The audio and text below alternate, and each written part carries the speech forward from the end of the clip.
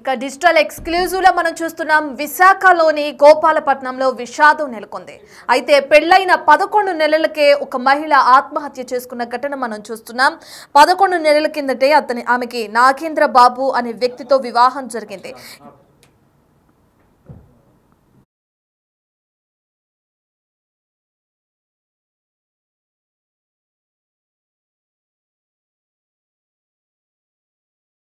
ఇక 11 నెలల కిందటే నాగేంద్ర బాబుని పెళ్లి చేసుకున్న మహిళ అతనితో ఉండలేక వివాహిత ఆత్మహత్య చేసుకున్న ఘటన కూడా మనం చూస్తున్నాం. అయితే దీనికి సంబంధించి పోలీసులు ఇప్పటికే కేసు నమోదు చేసుకుని విచారణ చేపట్టారు. ఇందులో భాగంగా సంచలన విషయాలు వెలుగు చూస్తున్నాయి. పోర్న్ వీడియోలకు బానిసైన నాగేంద్ర బాబు ఆ వీడియోలలో ఏ విధంగా చేస్తున్నారో అదే విధంగా చేయాలని చెప్పి కూడా ఆ మహిళని ఇబ్బందుల పాలు చేసినట్లు కూడా అర్థమవుతుంది. భార్యను వేధింపులకు గురి చేశాడు నాగేంద్ర బాబు. ఇక అది తట్టుకోలేక తీవ్ర మానసిక ఒత్తిడికి గురైన ఆ వివాహిత ఆత్మహత్య చేసుకున్నట్లు కూడా మనం చూస్తున్నాం. అయితే తమ కూతురిని నాగేంద్ర బాబే చంపేశాడని మహిళ తల్లిదండ్రులు అలాగే కుటుంబ సభ్యులు కూడా ఆరోపిస్తున్నారు. దీనికి సంబంధించి వాళ్ళు పోలీస్ స్టేషన్లో కేసు నమోదు కూడా చేశారు. ఇక పోలీసులు కేసు నమోదు చేసుకున్న తర్వాత ఈ కేసును దర్యాప్తు చేస్తున్నారు గోపాలపట్నం పోలీసులు. 11 నెలల క్రితమే పెళ్లైన ఒక మహిళ ఈ విధంగా అనుమానాస్పదంగా మృతి చెందడానికి సంబంధించి విచారణను ముమ్మరం చేశారు పోలీసులు. మనం విజువల్స్ లో కూడా చూస్తున్నాం. గత 11 నెలల క్రితమే వివాహం జరిగిన ఫొటోస్ ను కూడా మనం చూస్తున్నాం.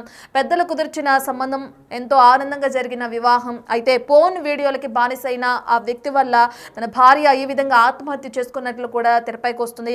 అయితే దీనికి సంబంధించిన పూర్తి డీటెయిల్స్ అందించడానికి మా ప్రతినిధి నాయుడు అందుబాటులో ఉన్నారు. ఒకసారి నాయుడుతో మాట్లాడదాం. రైట్ నాయుడు. విశాఖలో విషాదం చోటు చేసుకుంది. నవవధువైన వసంత అనే అమ్మాయి అయితే భర్త చంపేశాడంటూ వాళ్ళ తల్లిదండ్రులు కూడా అయితే ఆరోపిస్తుంది. ప్రస్తుతం మనం కేజీహెచ్ దగ్గర ఉన్నాం. అమ్మాయి బాడీ అయితే కేజీహెచ్ దగ్గర ఉన్న ప్రశ్న వాళ్ళ తల్లిదండ్రులు అయితే ఏడుస్తున్న పరిస్థితి. తన భర్తే కాలయముడు అయ్యాడని వీళ్ళు ప్రధానంగా చెప్తున్నారు. అసలు ఏం జరిగిందో వాళ్ళ తండ్రి ఉన్నారు. అసలు ఏమైందండి? పెళ్ళి ఎప్పుడైంది?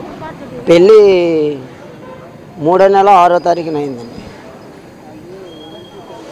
3వ నెల 6వ తారీఖున అయింది. అమ్మాయి పేరు వసంత, నాగేంద్ర.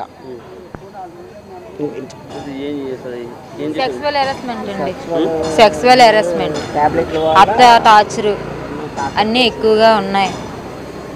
నిన్న సాయంత్రం మాకు ఫోన్ చేసింది, మాట్లాడింది వాళ్ళ బావతోని. ఏం గొడవ పడ్డారో తెలీదు. 9:38కి మాకు కాల్ చేసి మెసేజ్ చేసింది తను ఏ ట్యాబ్లెట్లు వాడుతున్నాడో. మేము ట్యాబ్లెట్లు చూసేసరికి మాకు 10:38 కల్లా ఫోన్ వచ్చింది. బాగోలేదు, చచ్చిపోయింది, అప్పటికే చచ్చిపోయింది అని చెప్పలేదు. బాగోలేదు, హాస్పిటల్కి తీసుకెళ్ళాము, అర్జెంటుగా రండి అన్నారు. మేము రాము, ఇప్పుడు తెల్లవారు వస్తామన్నాము. కాదు చాలా బాగోలేదు, సీరియస్గా ఉంది, రండి అన్నారు. అప్పుడు మేము వెళ్ళేసరికి చచ్చిపోయింది. లోపల తీసుకెళ్ళలేదు, ఇక్కడే పంపించేశారు డేరా హాస్పిటల్ గోపాలపట్నం. అవి సెక్స్కి సంబంధించిన ట్యాబ్లెట్లు వాడేవాడు. ఆ వాడి దాన్ని సెక్సువల్ హెరాస్మెంట్ చేశాడు బాగా. పెళ్ళి 8 నెలలు 9 నెలలు అవుతుంది. ఎలక్ట్రీషియన్ అని చెప్పారండి. వాళ్ళకి మండపం ఏదో లీజుకి తీసుకున్నారు, అది రన్ చేస్తున్నారు. మేము బాగుంటుంది కదా అనేసి మేము ఇచ్చేసాము. ల్యాక్స్ మొత్తం అన్నీ పెట్టాం, పెళ్లి చేసాం. పెళ్లికి ముందు ఎంక్వైరీ అన్నీ చేస్తుంటారు, అలాంటి ఏం చేయలేదు. మేము చెయ్యలేదండి. సంబంధం మంచిది అన్నారు, బాగుంటది. మాకు దగ్గర అమ్మాయే తీసుకొచ్చిందండి సంబంధం. మాకు దగ్గర అమ్మాయే తీసుకురావడంతో ఆవిడేమో ఏం చెప్పిందంటే మంచివాళ్ళు, కుటుంబీకులు చాలా మంచివాళ్ళు, ఉన్నవాళ్ళు, చేయని వాళ్ళు, గవర్నమెంట్ వాళ్ళు అందరూ చాలా మంచివాళ్ళని ఆవిడ చెప్పడంతో మేము మరి ఇంకా మన పిల్ల మనకి సంబంధం తీసుకొచ్చినప్పుడు మనకు తప్పుడుగా చెప్తుంది ఏంటనేసి మనం నిర్ణయం తీసుకున్నాం తప్ప, అంతేగాని మేము తప్పుడుగా ఆవిడ మీద మనం నిర్ణయం తీసుకోలేదు. ఆ తప్పుడుగా నిర్ణయం తీసుకోవడం వల్ల మనం ఎంక్వైరీ చేయకపోవడంలో ఈరోజు ఈ విషాదాన్ని చోటు చేసుకున్నాం. మొదటి నుంచి ఎలాగే జరుగుతున్నా ముందుగా 1 మంత్ వరకు బాగానే ఉన్నారండి. 1 మంత్ వరకు మాకేం తెలీదు. 1 మంత్ నుంచి మా చెల్లి చెప్తుండేది, మేమే మా చెల్లినే తిట్టివారు. ఈ రోజుల్లో ఇలాగే ఉంటుందమ్మా, కొంచెం అడ్జస్ట్ అయ్యి ఉండాలి, మారుతారు వాళ్ళే మారుతారు అని చెప్పేవారు. మేమే అడ్జస్ట్ చేసి అలా మార్చి పంపించేవారు. అలాగే మొన్న కూడా వచ్చింది, 1 వీక్ ముందే వచ్చింది. నచ్చ చెప్పి పంపించాము. నచ్చ చెప్పి పంపిస్తే వెళ్ళింది. పాపం మా మాట కొట్టకన్నా, ప్రతిసారి మా మాట కొట్టకన్నా వెళ్ళింది. ఈసారి తిరిగి రాలేదంతే. సెవ్వై తిరిగి వచ్చింది. వాళ్ళు ముందే వార్నింగ్ ఇచ్చారు మా అమ్మకి, మళ్ళీ ఇదే రిపీట్ అయితే సెవ్వై మీ ఇంటికి వస్తుంది అన్నారు. అలాగే చేశారు. తను మాకు చెప్పేది కానీ మొత్తం డీటెయిల్స్ చెప్పలేదండి. ఇలా అని ఇలాంటి హెరాస్మెంట్ చేస్తున్నాడని చెప్పలేదు. అత్త మంచిది కాదు, అత్త మాట మొగుడు మాట ఒకటని చెప్పేది కానీ ఇలాంటి హెరాస్మెంట్ ఉందని చెప్పలేదు. మాకు రాత్రే తెలిసింది ఇలా వాడుతున్నాడు, ఇలా చేస్తున్నాడని. తను మాకు వాట్సాప్లో పెట్టిండి ఆ ట్యాబ్లెట్లు ఎందుకో చూడండి అని. అప్పుడు మేము చెక్ చేసాము అంతే, అంతకు మించి ఇంకేం లేదు.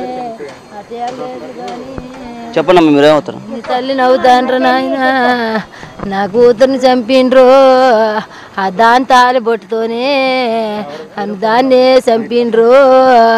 ఆడు తొంగోలేదని చంపిండు. ఆడు చెక్స్ ట్యాబ్లెట్లు వేసుకొని ఆ కావరం మీద చంపిండు. ఆ బట్టలన్నీ చింపిండు. నేనేడు చెప్తానురా తమ్ముడా.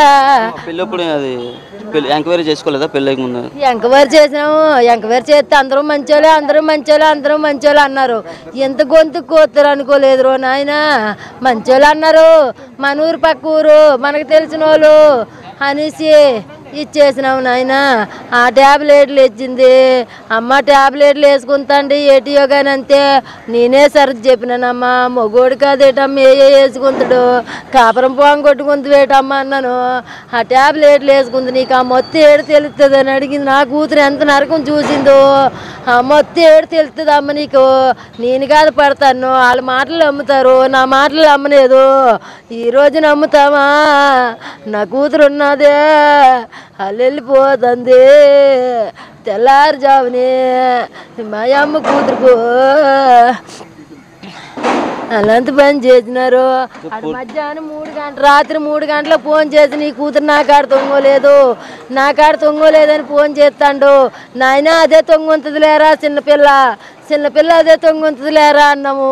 ఆడెంత పని చేస్తాడు అనుకోలేదు నాయన, ఆడెంత పని చేస్తాడు అనుకోలేదు. అది తొంగపోతే పిల్లలు చంపించుకుంటారా?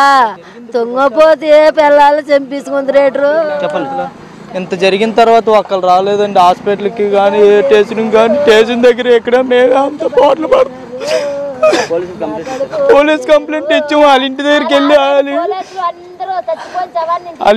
వెళ్ళి అడిగాము, అంతా చేసాము. వాళ్ళు ఒక్కరికి కూడా ఇంకా తెలియదమ్మా, వాళ్ళు పడుకొని ఉన్నారు, ఇంకా లేగలేదనేసి అనుకుంటాము అని అంటారు. ఇంకా వాళ్ళ ఇంటికి వెళ్ళి మేము ఎంక్వైరీ చేస్తే రాత్రి 2 గంటలకు వెళ్ళారు. ఏంటనేది ఇంటి దగ్గర వాళ్ళకి తెలియదు అంటండి.